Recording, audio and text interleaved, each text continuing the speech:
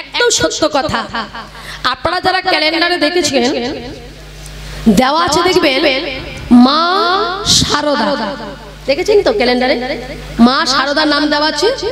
আচ্ছা মাটা আগে ছিল না, আগে ছিল শারদা দেবী। যখন রামকৃষ্ণ ঠাকুরের সঙ্গে বিবাহ হয় তখন তার নাম ছিল শারদা দেবী। কিন্তু কি করে মা শারদা হলো, চলুন একটু আস্বাদন করি কি করে নারী হওয়া যায়।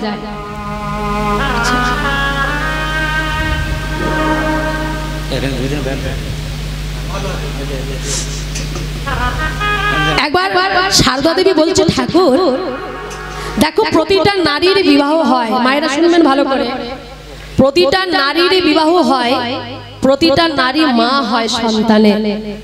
ঠাকুর আমাকেও একটা সন্তান দেবে, আমি সন্তানের মা হতে চাই। ঠাকুর বলল তুমি সন্তানের মা হবে? কটা সন্তানের? আমি বেশি নয়, একটা সন্তানের মা হতে চাই। একটা? আচ্ছা আমি যদি তোমাকে অনেক সন্তান দিই? হরি হরি বল। কি বলছো ঠাকুর অনেক সন্তান মানে? হ্যাঁ তুমি একটা চেয়েছো, আমি তোমাকে অনেক দেব। কিছু বুঝতে পারলেন না শারদা দেবী, এসো আমার সঙ্গে। শারদা দেবীকে সঙ্গে করে নিয়ে চলে গেল ঘরের ভিতরে। ঘরের ভিতরে ঢুকে দরজাটা লাগিয়ে দিয়েছে। কি ঠাকুর দরজা লাগিয়ে দিলে কেন? আরে দাঁড়াও, তোমাকে সন্তান দেব বলেছি, তা দরজা না লাগালে তোমাকে সন্তান দেব কি করে? হরি বল, কথাটা ভালো করে শুনবেন। দরজা লাগিয়ে দিয়েছে ঠাকুর, বলে এখানে বসো শারদা। শারদা দেবী বসেছে। ও ঠাকুর তুই সন্তান দেবে বললে, দরজা লাগিয়ে দিলে, আমাকে বসতে বললে, বসো।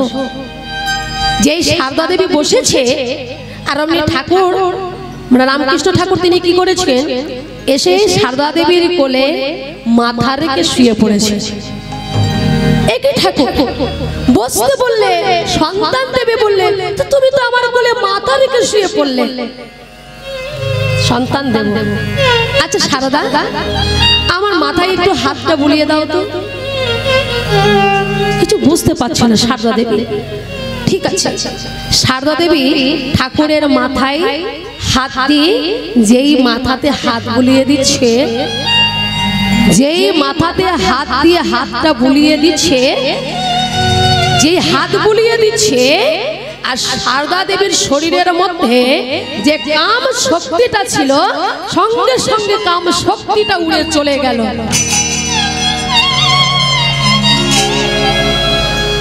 যেই কাম শক্তি উড়ে চলে গেল, তখন ঠাকুর বলছে, শারদা এবার বলো তো তোমার কি মনে হচ্ছে? আমার মনে হচ্ছে, আমার কি মনে হচ্ছে? হ্যাঁ বলো কি মনে হচ্ছে?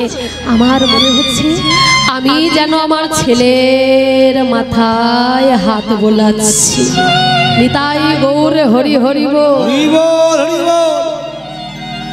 তা তোমার মনে হচ্ছে তুমি ছেলের মাথায় হাত বোলাচ্ছ, আর আমার কি মনে হচ্ছে বলো তো? আমার মনে হচ্ছে আমি যেন আমার মায়ের কোলে শুয়ে আছি। ঠাকুর কি বলছো তুমি? তাহলে তুমি আমার মাথায় হাত বোলাচ্ছ, আমি তোমার ছেলে হলাম, তুমি হলে আমার মা। তাহলে এবার বলো তো শারদা, জন্ম না দিয়েই তুমি মা হলে, কিন্তু এই জগতে যত যত সন্তান আছে সবাই তোমাকে কি বলে ডাকবে বলো তো? সবাই তোমাকে বলবে মা শারদা। জগতে যারাই এর আগে জন্মেছে, এর পরে যারা জন্মাবে, এখন যারা জন্মেছে, দেখবেন এখন ছোট্ট বলুন বড় বলুন বৃদ্ধা বলুন, সবাই কি বলে? মা শারদা। তাই জগতে যত যত ভক্ত আছে, যত যত নারী আছে, পুরুষ আছে, সবাই তোমাকে মা বলে ডাকবে। তাই এরা সবাই হবে তোমার সন্তান, আর তুমি হবে মা। তাই জন্ম দিলে মা হয়, জন্ম না দিলেও মা হওয়া যায়। তখন শারদা বলছে, ঠাকুর আমি বুঝতে পারি। হরি হরি বল। তাই আজ থেকে তোমার নামের আগে যোগ হয়ে গেল মা শারদা। তখন থেকে ক্যালেন্ডারে দেখবেন দেওয়া আছে মা শারদা। তাই এই এত বড় নারী তিনি হয়েছিলেন, এত বড় মাতৃ সাধক তিনি হয়েছিলেন, তাই সেই জন্য তিনি সেই নারীর সঙ্গ করেছিলেন। তাই এই রকমের নারী হও, কেউ তোমরা আনারি হইও না। আর যদি আনারি হও তাহলে পুরুষকে ঠিক রাখতে পারবে না। তবে এত বড় মাতৃ সাধক ঠাকুর তিনি হয়েছিলেন।